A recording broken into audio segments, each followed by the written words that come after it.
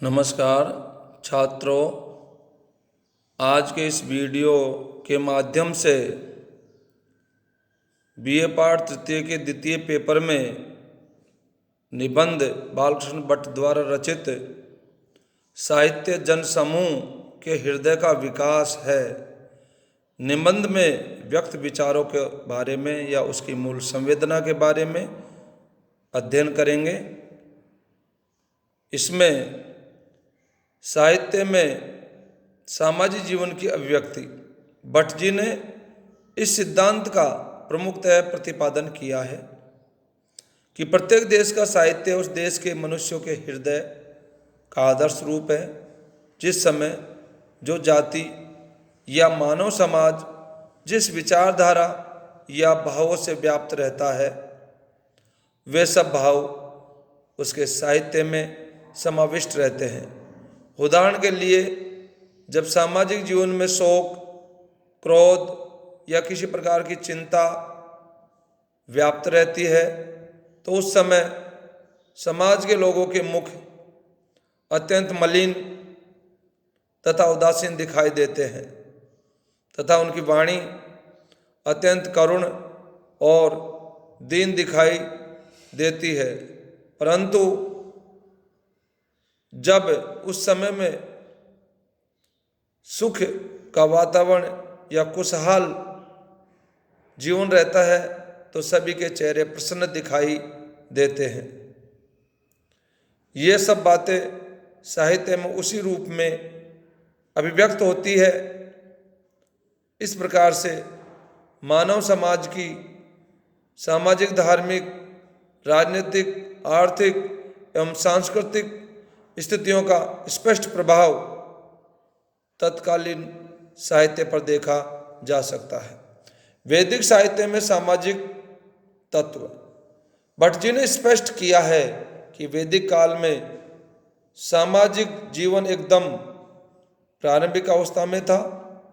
जिस प्रकार शैशव काल में बालक का आचरण अत्यंत निष्कपट, उदार और भोलेपन से युक्त होता है, उसी प्रकार वैदिक काल में सामाजिक जीवन में उदारता, निष्कपटता तथा सरलता व्याप्त थी। उस समय मंत्रों के दृष्टा आर्य लोग प्रातःकालीन सूर्य के अरुण बिंब को देख कर उसे अजय शक्ति समझकर उसकी स्तुति में गीत गाते थे। वे वायु, जल आदि में ईश्वरीय शक्ति मानकर उनकी स्तुति करते रहते थे। उस समय के साहित्य वेद में भी कृत्रिम भक्ति, कृत्रिम सौहार्द, कपट वृत्ति, बनावट और चुनाचनी ने स्थान नहीं पाया। इसलिए वेदों में उनके हृदयगत कोमल भावों की सहज अभिव्यक्ति हुई है। इससे सिद्ध होता है कि तत्कालीन सामाजिक जीवन की वेदों में अर्थात उस काल के साहित्य में सहज अभिव्यक्ति हुई है।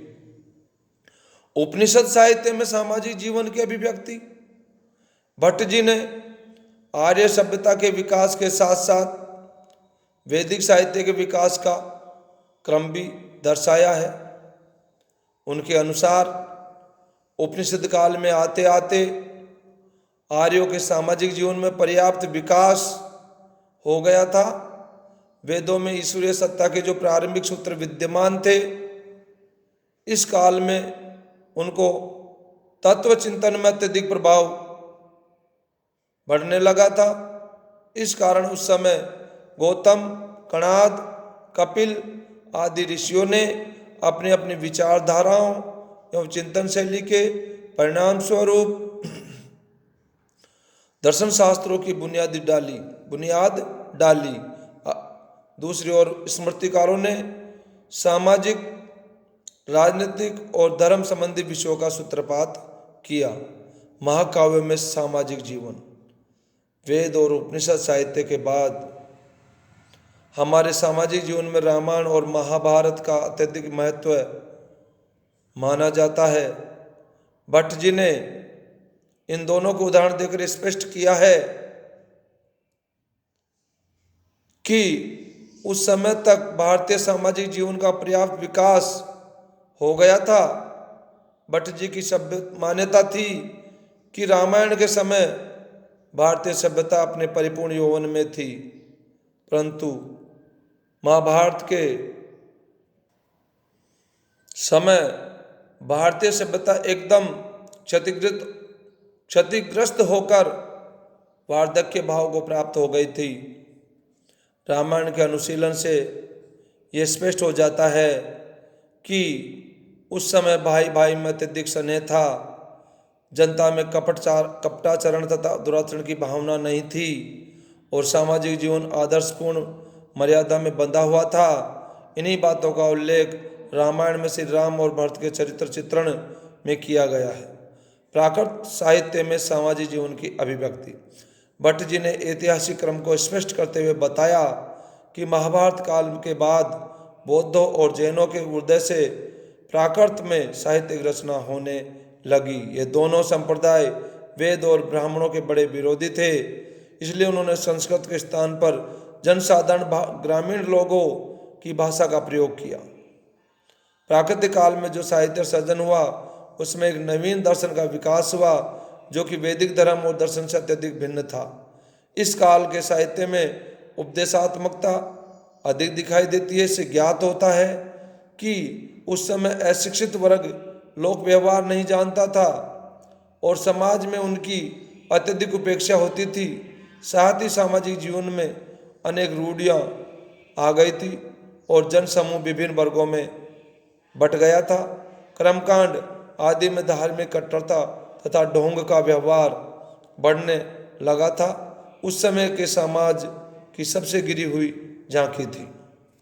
पुराण साहित्य में सामाजिकता। भारतीय समाज में यद्यपि बौद्धों के उदय के बाद संस्कृत बोलचाल की भाषा नहीं थी, फिर भी साहित्य में उसके बहुविध प्रयोग होते रहे हैं। ग्रंथों के महाकवि कालिदास, भारवी, माघ आदि कवियों ने संस्कृत में अनेक उच्च कोटि के ग्रंथों की रचना की तथा सामाजिक जीवन की सुरुचि को सशक्त अभिव्यक्ति दी। बौद्धों के उच्छेद के बाद एक जमाना पुराण के साहित्य का भी आया और उस काल में बहुत से पुराण, उपपुराण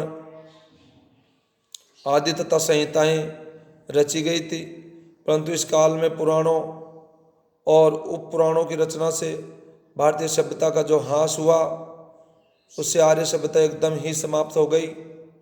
भट्ट जी के अनुसार हमारी वर्तमान सामाजिक दशा की जो दयनीय स्थिति है वह सब पुराणों की देन है। हिंदी साहित्य में सामाजिक जीवन का विकास। भट्ट जी के अनुसार प्राकृतिक साहित्य के बाद हमारे देश में हिंदी भाषा में साहित्य रचना होने लगी। इसके भी दो रूप हमारे सामने आए, एक पद्मावत और दूसरा पृथ्वीराज रासो। पद्मावत की कविता में तो वैचारिक गहनता और आध्यात्मिक चिंतन की प्रधानता होने से कुछ उदात्त भाव देखने को मिलते हैं, परंतु रासो काव्य में तो सब कुछ कल्पना पर आश्रित है। उनमें मनगढ़ंत घटनाओं का उल्लेख और कल्पित चरित्रों की अभिव्यक्ति हुई है। रासो ग्रंथों में उल्लिखित घटनाएं प्राय इतिहास से मेल नहीं खाती है। कई राजाओं के परस्पर ऐसे युद्धों का वर्णन है जो समकालीन थे ही नहीं, अतः रासो ग्रंथ की ऐतिहासिकता प्राय संदिग्ध है। उस समय नकली युद्धों का वर्णन कर उनका स्तुति गान करते रहते थे। इस तरह उस समय सामाजिक जीवन में कोरा दिखावा और चापलूसी अधिक व्याप्त थी। इसके पश्चात क्षेत्रीय भाषाओं का विकास हुआ तथा अवधी ब्रजभाषा, गुजराती, मराठी, बंगाली आदि में साहित्य रचना होने लगी। इन सब में सबसे समृद्ध साहित्य ब्रज भाषा में रचा गया था। धन्यवाद।